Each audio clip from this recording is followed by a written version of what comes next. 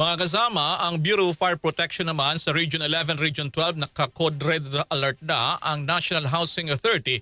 Iniutos din ang rapid assessment ng mga Mindanao housing projects kasunod ng magnitude 7.8 na lindol. Detalye ng mga balita mula kay Radyoman Mike Guyagoy. Mike!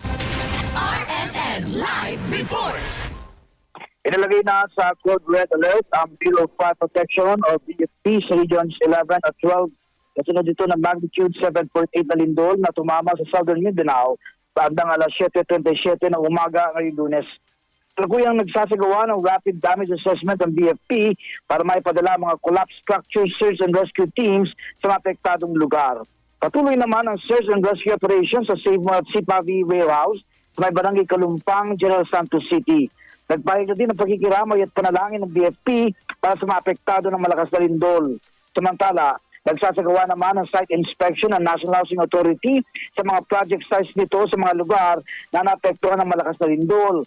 Ayon kay National Housing Authority General Manager Joben Tai, layo ng rapid assessment na masuri ang structural integrity ng mga housing units at community facilities sa mga resettlement sites. Kasalukuyan na rin ang koordinasyon ng NHA sa mga local government units sa Mindanao upang masiguro ang mabilis at angkop na tulong sa mga benepisyaryo ng pabahay at pang mga pamilyang lubos na naapektuhan. Kabilang sa mga tinututukan ng NHA ang Mindanao Island, particular ang General Santos City, ay hindi na Zamboanga Peninsula, Davao Region, Soc-Sargen at ang Bangsa Moro Autonomous Region ng Muslim Mindanao o BAM. Kasama sa DZXL, RMN Manila. Radyoman, Mike Guyagoy, Tatak, RMN.